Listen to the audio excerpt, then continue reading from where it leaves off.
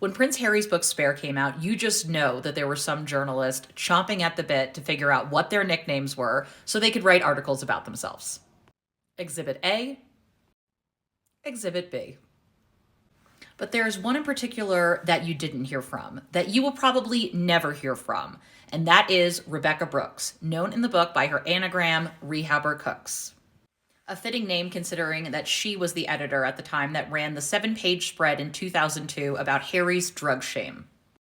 In this profile by the BBC, Henry Porter, who has written extensively about the power of the Murdoch press, described Mrs. Brooks as having been, quote, one of the most powerful people in this country, essentially because she was Rupert Murdoch's UK proxy, even though we have very little idea of her as a person. How did Rebekah Brooks manage to become one of the most influential women in Britain, specifically in the tabloid world?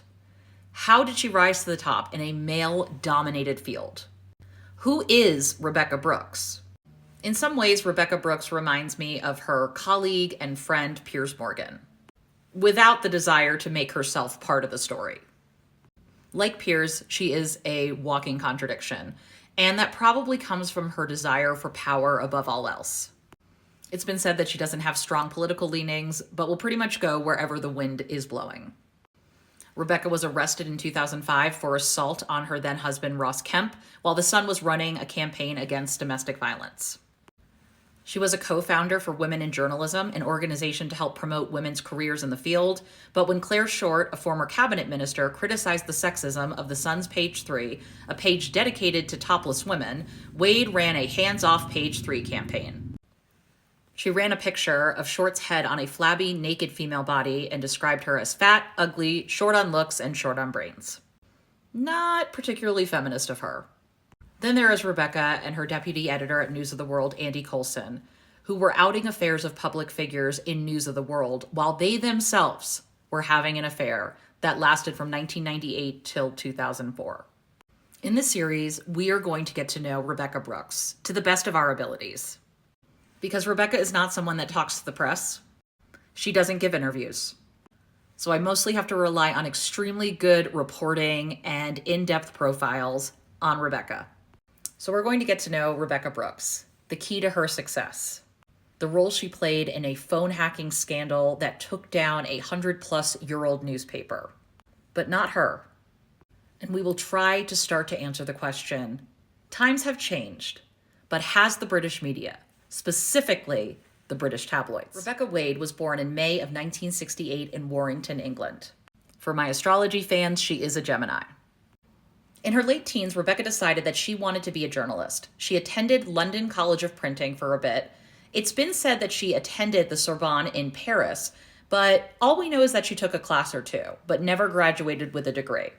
But that's it. That is all we know. These next two quotes are from a fantastic Vanity Fair profile by Susanna Andrews. Quote, "She never introduced us to people from her past. That was a little creepy, as if there was no past." According to Roy Greenslade, the media commentator who has known her for 2 decades, it was not that Brooks ever lied. She simply allowed myths to grow and never challenged them. Similar to her upbringing, her career beginnings are also shrouded in mystique. This is from a 2012 BBC profile by Edward Storton. Colleagues at her first serious job in journalism remember her appearing as suddenly and mysteriously as a genie from a lamp. Graham Bell was the features editor in a short-lived Post newspaper when the 20-year-old Rebekah approached him in its Warrington offices. She came up to me and said, "I'm going to come and work with you on the features desk as the features secretary or administrator." I said, "I'm afraid that's not going to be possible because next week I am going to London," and I thought nothing more of it. The following Monday, I got to our new office in London, and there she was. She manages to secure a job with the short-lived Post and then quickly moves up the ranks at other publications. From 1989 to 2009, Rebekah bumps back and forth between the News of the World and the Sun, eventually becoming the first female editor for the Sun in 2003. In 2009, she leaves the Sun to become chief executive of the parent company, News International. Yes, that is Rupert Murdoch's company. During the phone hacking scandal that began in 2011, Brooks resigns from News International on July 15, 2011. And really, it's because of pressure from the second largest shareholder at News Corporation, Prince Aliwad, pictured here, who called for her resignation during a BBC interview. Also of note, Les Hinton, who was Murdoch's right-hand man for decades, who held the position before Rebekah, was also forced to resign on the same day. Later, we will get into Rebekah's career post-2012, the phone hacking scandal, and the Levison inquiry. What caused Rebekah's meteoric rise to power? Through my research, I have come across 3 consistent themes that I think help explain her success. The first is in her ability to connect. A New York Times article described Miss Brooks as skilled in the art of befriending upward. In this 2014 New Republic profile, journalist Peter Jukes writes about meeting Brooks at a literary festival in 2006. Quote, "In 25 years inside the British media, I'd never met anyone quite like Brooks. She was one of the most powerful players on the scene, and yet here she was, talking away to a stranger in a way that made me feel important. As Michael Wolff, Murdoch's biographer, told me, everyone seems to like her. She's very game. When you meet her, there's this individual open, all very special and very personal. Her talents are her affect." And this is a common refrain that I've seen about her. I think this had a lot to do with her success because this is an industry that she had very little training in. She had to fall back on other skills. These are some quotes from the Vanity Fair profile piece from Paul McMullen, who met Wade in 1994 when she was a features editor. He recalls how little experience she had. She had never done an investigation or written a news story. He also said she was quite sweet in those days. She knew she was out of her depth and would rely on other people to make her shine. And funnily enough, it was because she was so hopeless, we wanted to protect her as our own boss when we would find out she didn't know what she was doing. So that worked as one management style. Another News of the World reporter said she'd get you to do things. She had this charisma, this magnetic attraction. She would praise to high heaven, make you feel like you were on top of the world. It was only afterwards that you realized you were manipulated.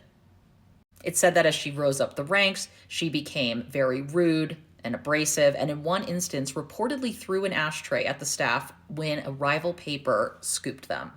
This is again from Paul McMullen. The power had gone to her head. She became Cruella de Vil. And I think a lot of that confidence had to do with job security, because who was she under the wing of? One, Rupert Murdoch. Leads us to number 2, the Murdoch factor. But also Les Hinton, we will get into it. Back to the Vanity Fair profile.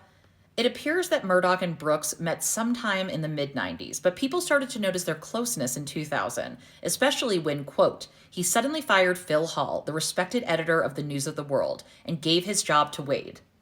This article and many others have pointed to the closeness of Rebekah not only with Rupert Murdoch, but also his children. One Murdoch executive said, quote, he has been key to her rise. For example, she learned to sail because the Murdochs sailed.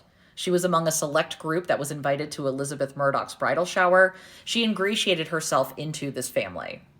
But this New Republic article also makes the case for Les Hinton, who was Murdoch's right-hand man, sometimes called his hitman, for several decades. A source close to the Murdoch family claims she was, quote, very much the handmaiden of Les. It's a weird way to put it, but okay. Apparently, Hinton schooled Brooks in the treacherous but effective back channels between politicians and the press, and she really credits him with her editorship of News of the World and then The Sun. Peter Jukes was told, quote, everyone thinks she's Rupert's baby, but she was controlled by Les in the early days. He was the Machiavelli character. Jukes goes on to say that the tension between Hinton and her secret lover Coulson, which Brooks spoke of in her unsent love letter, could easily be explained by this. This letter was brought into evidence during the phone hacking trial. Within the letter, she says, quote, I don't want to get this wrong. I hope that I've managed to put your mind at rest about Les and that you two now have a better relationship. And finally, number 3, powerful relationships.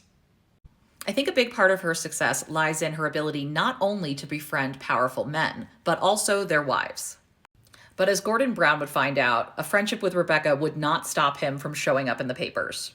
This is from Vanity Fair. In the fall of 2006, Rebekah phones them with upsetting news. The Sun had discovered from an informant that the Browns' infant son had cystic fibrosis, and the paper was going to run the story the next day, which it did.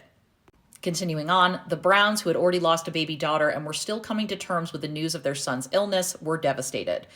It is this story, along with the revelation that Gordon Brown's phone may have been hacked by the News of the World and his financial records accessed by Murdoch's Sunday Times, that today particularly horrifies people. If that doesn't make your skin crawl, the evilness of it, what does, says a Murdoch observer. It was a measure of Murdoch's political power and Rebekah Wade's that Gordon Brown was among the guests at her wedding 3 years later. It does make you wonder how much these were genuine friendships or people that were just incredibly afraid of Rebekah's power and the closeness of her relationship to Rupert Murdoch, who really did consider her another daughter.